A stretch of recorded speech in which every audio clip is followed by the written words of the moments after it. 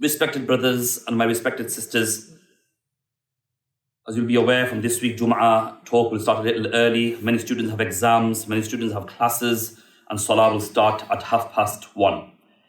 This week, my respected brothers and my respected sisters, I want to talk about an important point around how Allah has made this Deen very easy for us, this religion being very easy for us, and for us to take in our mind, in our comprehension, and to accept that this Deen of ours, this religion of ours is very easy.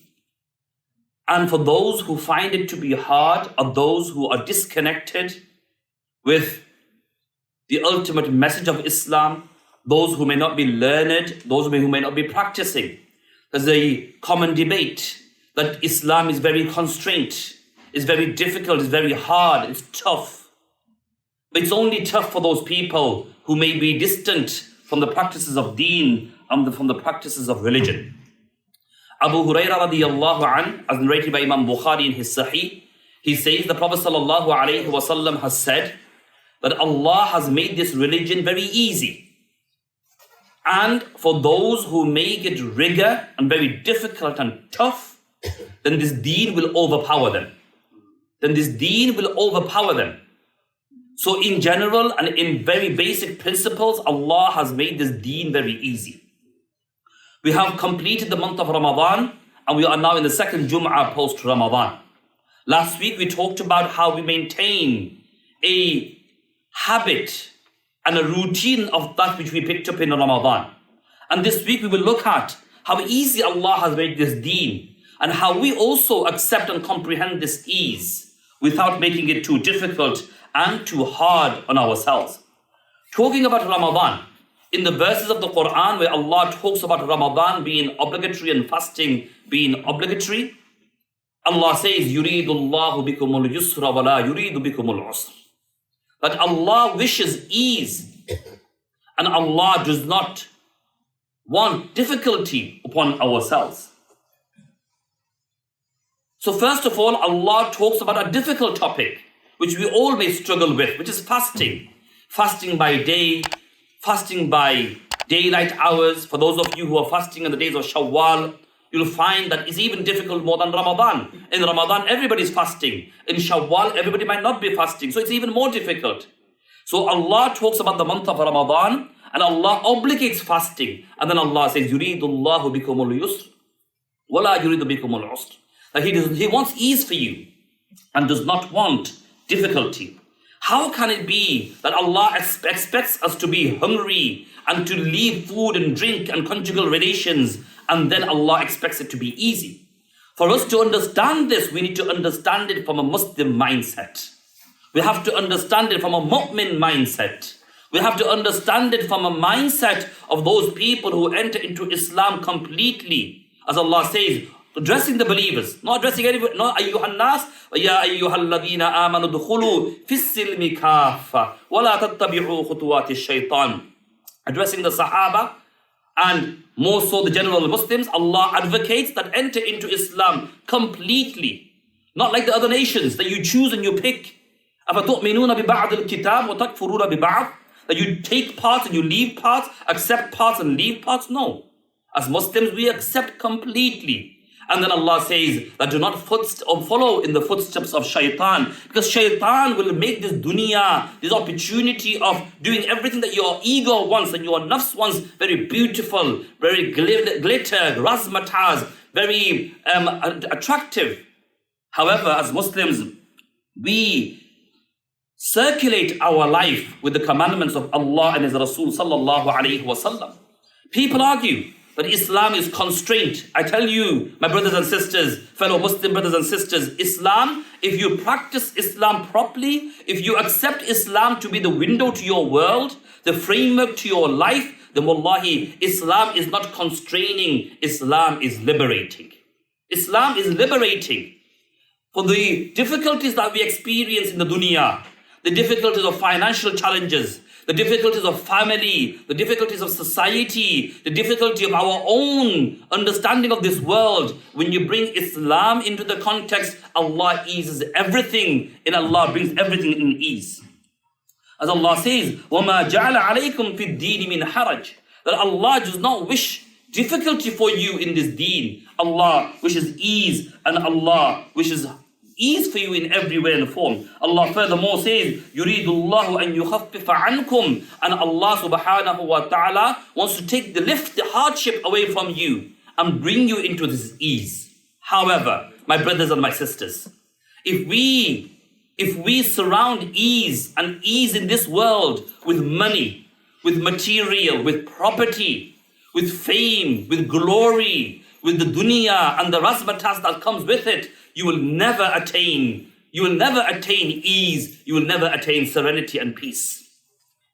As Allah subhanahu wa ta'ala reminds us that in the contentment of the heart is the remembrance of your Lord, of Allah subhanahu wa ta'ala. Ask those brothers, let's leave aside theory, let's leave aside what the Quran tells us, let's leave aside what the Hadith tell us, although these are absolute necessities. Ask those friends, family and loved ones around you of how liberating Islam is, how liberating our a'mal are, even though we may go through some difficulty. Take for example the Salah of Fajr. Nobody's going to say to you it's easy getting up in the morning of Fajr. Ramadan was very easy. The alarm would go off, we wake up for suhoor, we would fast, and we would get together as a family. And now even the masajid are empty. So getting up for Fajr and that difficulty of enforcing it on yourself and getting down to the bathroom or wherever the bathroom may be, putting the tap on, putting your hand under that warming water, and then performing wudu, and then get goose pimples on your body because it's cold, and then you run to go and pray salah quickly. All of this is difficult. However, as the Prophet ﷺ has said, whosoever prays their salatul fajr, then this person, وَهُوَ فِي ذِمَّةِ اللَّهِ. This person is then in the guardianship and the custody of Allah subhanahu wa ta'ala throughout the day. Ask that person who has the habit of praying Salatul Fajr every single day of the feeling of the day that they miss Salatul Fajr. The whole day is difficult.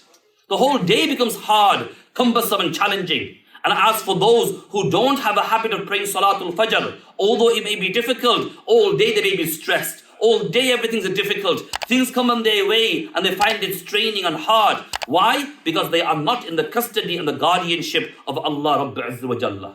Why? Because they have not prayed Salatul Fajr. So this is an example of Salatul Fajr. But Allah subhanahu wa ta'ala has made this deen so easy. And many examples could be given, my brothers and my sisters. Take for example, in the sciences of Deen, in the sciences of many of the different points. For example, in the Qawa'id al-Fiqhiyya, the sciences of fiqh, there are key pointers of these points of fiqh.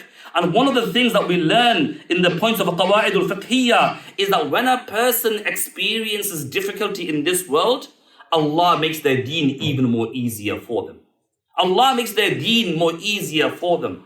Take the example of the Quran, where Allah mentions of a person who is traveling on a ship, and the ship is hit into the eye of a storm. Now imagine you in this situation. You might not have been in a storm. You might be in some financial difficulty. You might have had a problem at home. You might have had a problem at university. You might have had a problem in your private life. So what happens in this example? Allah mentions that this example of this person who is in the eye of the storm, and this ship is being battered left, right and center. Water is sipping in.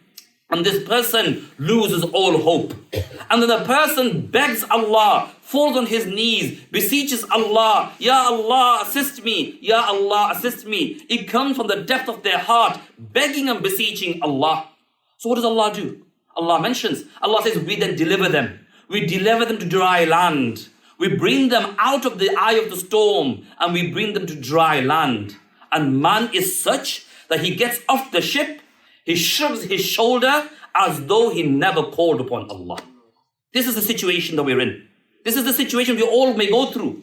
So hence, Allah, the reason Allah mentions this is in every situation we remain connected with our Creator, Allah subhanahu wa ta'ala. And Allah has made this easy for us. Take for example, fasting. We are obligated to fast. But then Allah says, if you are traveling, you do not need to fast. If you are ill, you do not need to fast. If a lady is going through her monthly cycle, she is forgiven. She does not need to fast till a later time. If somebody is ill, they are overcome. Take for example of salah. If you are healthy, wealthy and strong, you need to pray your salah. However, if you are ill, then Allah has made it easy. Then if you can't stand, sit. You can't sit, lie down. You can't lie down. The ulama have even gone to the point that if you are so ill that you cannot move, you can even pray through salah through ishara, through indication. So Allah has made it so easy. We are obligated to do wudu. For those of us who have come to this masjid today, if you do not have wudu, your salah will not be valid. So we have to perform wudu. Obligatory that we take water and we perform wudu. However, a person is unable to do this. Why? For example, they are traveling and they have no access to water. Somebody is ill. The doctor has said you should not be touching water because you are ill. So Allah has made it easy. You do not have to access water. You can just do tayammum. Strike your hands and do your tayammum and pray your salah. Somebody is in need of a ghusl janaba, a farad, obligatory ghusl. However, they are unable to perform a ghusl through water. Again, Allah has made it easy. You are not able to perform a ghusl, then do tayammum and still pray your salah. But Allah still wants us to see you make an effort. After all of these reasons, Allah still wants you to make that effort. Nothing, brothers, this is reality. And Islam is a practical reality religion. Nothing comes on a plate. Many of your students, many of you are working. If somebody thinks that I'm going to buy a house and they do not go out to work, they do not make an effort to generate income, are they going to be able to buy a house in this country? No, it's very difficult.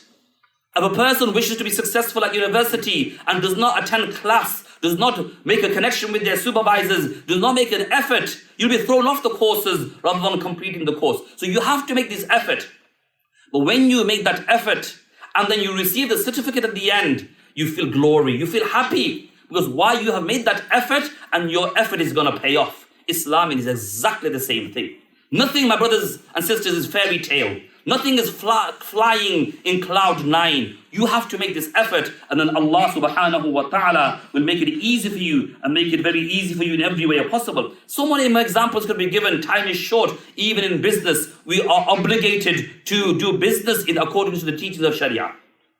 Allah and Rasul sallallahu alayhi wa sallam have given us the principles. We adhere to those principles. Just because popular culture accepts interest does not mean that we have to accept interest. Just because popular culture may allow bribery, we don't accept that. Just because popular culture allows alcohol, we do not accept this. However, there are alternatives and we have to find those halal means and halal alternatives. And if we don't make those halal alternatives, then we'll be accountable in the sight of Allah. So Allah says, قُلْ مَنْ حَرَّمَ زِينَةَ اللَّهِ الَّتِي أَخْرَجَ لِعِبَادِهِ وَالطَّيِّبَاتِ مِنَ الرِّزْقِ. So Allah says that we haven't made this rizq and this beauty and this clothing and the ornaments of the dunya haram for you. Take it, accept it, enjoy it. Take advantage of it, but do it in a halal way. Only in a halal way. And only in that way will you achieve Allah subhanahu wa ta'ala's pleasure and Allah subhanahu wa ta'ala will accept from you. Take for example, we live in this country, for those of you who work, when you generate income, you have to give 20% of your income to taxes, various taxes, income tax, your national insurance, or whatever it may be. That's even before you get that money in your pocket. 20%. In some countries like America, it's 30%. In Islam, Allah subhanahu wa ta'ala says, everything that you earn all belongs to you. The only thing that we want you to do is from the income that you have as savings, not as your capital, income that you have as your saving, and you have al-hawlan al-hawl, you have a year of that income in your savings, then we only want you to give 2.5%. Allahu Akbar. Not even 20%, which everybody gives and we don't complain about. People give 30%, they don't complain about. For those of you earning over 60, 70,000, you have to give 40%. Nearly half of your income is taken by the state before you even see it. Allah says no. Everything belongs to you. And from your income, that's a saving, we only want you to give 2.5%. That's £25 per £1,000. Nothing. And for this also Allah says, it's to purify your wealth. And how are you going to purify your wealth? By giving those people who are amongst the masakeen. Those who are needy, who need that, Allah says, we only want you to give 2.5%. But brothers and sisters, those people who complain and who say Islam is too strict, it's too backwards, it's too constrained, for them even that 2.5% from their savings becomes difficult. And when it becomes upon us that we have to give 20%, we have no complaints. So ultimately, it's about a psychological understanding of our deen. My brothers and sisters, my message for today's Jum'ah is this: that Allah, through His deen, has liberated you through Islam, Iman, and Ihsan. And if you think that you are restricted, then you are restricted because of your own thinking. You are restricted because of the world that you are exposed to. Your window to the world is not aligned to that which Allah and His Rasul sallallahu alayhi wa sallam want from us. As I come back to the first hadith, the Abu Hurairah radiyallahu anhu, he says, the Prophet sallallahu alayhi wa sallam has said, Allah has made this deen easy for you. Don't make it difficult. Don't make it difficult.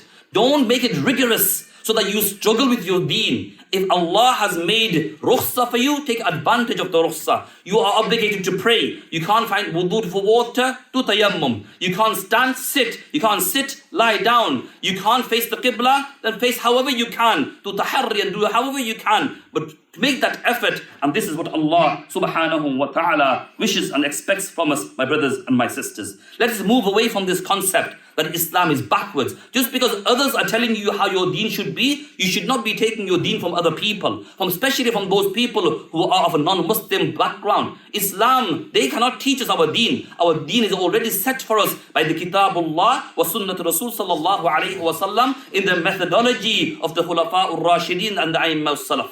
So, let us learn our deen ourselves, from our ulama, from our scholars. Let us not be taught our deen. The window to our world should be Islam and the teachings of Allah and His Rasul sallallahu alayhi wa sallam. And as for those, and I come back to my introduction, as for those who find it constraint, who find it difficult amongst us, let us make an effort on our deen. If we find it tough, if you find it difficult, then let's work on our deen. Let's connect to the masjid. Let's connect to the Quran. Connect to the ulama. Connect your time in learning your deen. And wallahi, you'll find that Islam is liberating and not constraining. May Allah subhanahu wa ta'ala make it easy for you and I and for all of us to come close to Him through the deen of Allah subhanahu wa ta'ala and bi sunnat Rasulullah sallallahu alayhi wa sallam.